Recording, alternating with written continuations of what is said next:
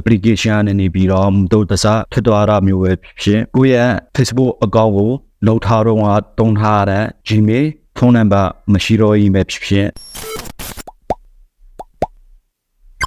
အားလုံးပဲမင်္ဂလာပါကျွန်တော်ရဲ့ YouTube channel အနေနဲ့ပြီးတော့အားလုံးကိုပြန်လေကြိုဆိုလိုက်ပါတယ်ကျွန်တော်ဒီနေ့မျှဝေသွားမယ့်အကြောင်းအရာက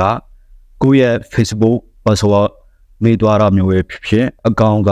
application နဲ့နေပြီးတော့တို့တစားထသွားတာမျိုးပဲဖြစ်ကိုယ့်ရဲ့ Facebook account ကိုလောက်ထားတော့တုံးထားတဲ့ gmail ဖုန်းနံပါတ်မရှိတော့ရင်ပဲဖြစ်လူမျိုးကိုယ့်ရဲ့ account ကိုပြန်ပြီးတော့ယူလို့ရမလဲဆိုတဲ့အကြောင်းပြောပြသွားမှာဖြစ်ပါတယ်ကျွန်တော်တို့က account တစ်ခုကို Facebook နဲ့ Messenger နှစ်ခုစလုံးမှာဝင်ထားပြီးတော့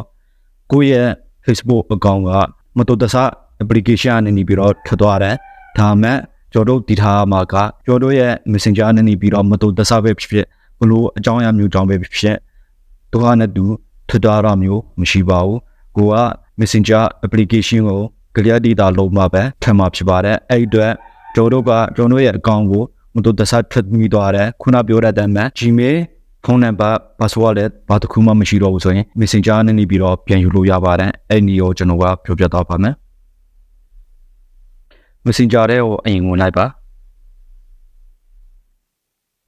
ပြီးတော့လည်းကျွန်တော်တို့ကပါလို့ရမှာလေဆိုရင်အပေါ်ဆုံးမှာပါတဲ့အဆက်3ဆက်ကိုထောက်လိုက်ပါပြီးတော့ setting လေးကိုဝင်လိုက်ပါပြီးတော့လည်းအောက်ဆုံးကိုဆွဲချပြီးတော့ဓမ္မပါလဲဆိုရင် personal detail ဆိုပြီးတော့ပါပါတယ်အဲ့ဒီကိုဝင်လိုက်ပါဓမ္မကျွန်တော်အကောင့်အောက်က personal detail တွေကိုပဲထပ်ပြီးတော့ဝင်လိုက်ပါမယ်ပြီးတော့ကျွန်တော်တို့က Gmail အသက်ဒါမှမဟုတ်ဖုန်းနံပါတ်အသက်ကိုထပ်မှဖြစ်တဲ့အတွက် contact info တွေကိုတွားလိုက်ပါမယ် add new contact ကိုထောက်လိုက်ပါမယ်ဒီမှာကျွန်တော်တို့ကဖုန်းနံပါတ်ထည့်မှာလား email ထည့်မှာလားကြိုက်တဲ့တစ်ခုကိုထည့်လို့ရပါတယ်ကျွန်တော်က email ကိုပဲထည့်လိုက်ပါမယ်ပြီးတော့ဒီမှာကျွန်တော်ကအသက်လုပ်ထားတဲ့ email ကိုဒီမှာထည့်လိုက်ပါမယ်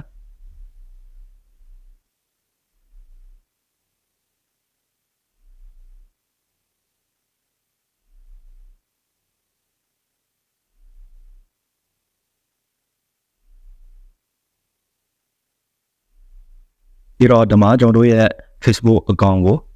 အမှန်ချက်ပေးလိုက်ပါမယ်ပြီးတော့ next သွားလိုက်ပါမယ်ခဏလေးစောင့်လိုက်ပါ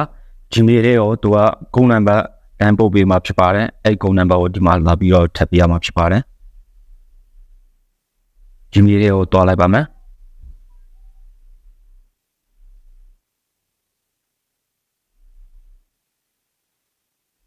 သူပို့ပေးထားတဲ့ဒီနံပါတ်ကိုဟိုဘက်ကိုလာပြီးတော့ထပ်ပေးရမှာဖြစ်ပါတယ်ဒီခွန်ရှစ်ဒီလေး6ဆိုပြီးတော့ဒီမှာထပ်ပေးရမှာဖြစ်ပါတယ်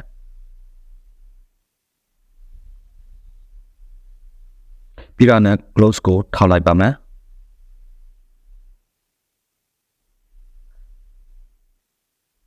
နောက်ဆုံးအနေနဲ့ကျွန်တော်တို့က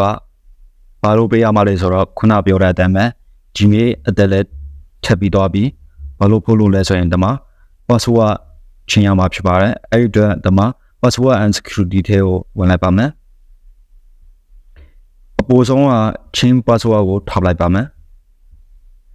ပြီးတော့ဒီမှာကျွန်တော်ရဲ့ account ကိုယူလိုက်ပါမယ်ကျွန်တော်တို့က password အဟောင်းကိုမမိတယ်ဆိုရင်တော့ဒီက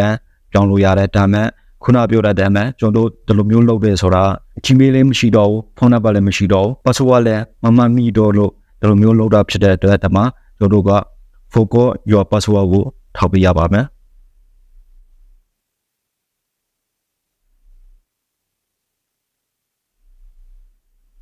ပြီးတော့ဒီမှာ continue ကိုထောက်လိုက်ပါမယ်ပြီးတော့လည်း Gmail ထဲကိုတွားပြီးတော့သူပို့ထားတဲ့ကုန်းနံပါတ်6လုံးကိုတွားကြည့်ပြီးတော့ဒီမှာထည့်ပေးရမှာဖြစ်ပါတယ် Gmail ထဲကိုတွားလိုက်ပါမယ်ဒီမှာသူပို့ထားတဲ့ကုန်းနံပါတ်ရောက်လာပါပြီ28896ဆိုပြီးတော့ပို့ထားပါတယ်ဒါလေးကိုထည့်လိုက်ပါမယ်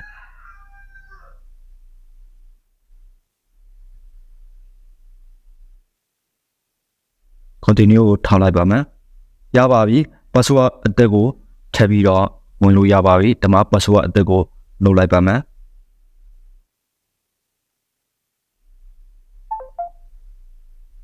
next ကိုထောက်လိုက်ပါမယ်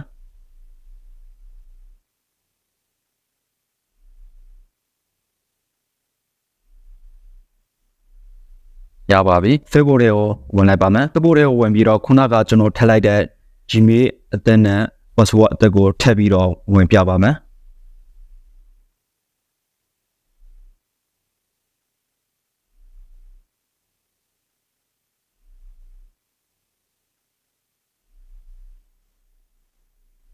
ရပါပြီ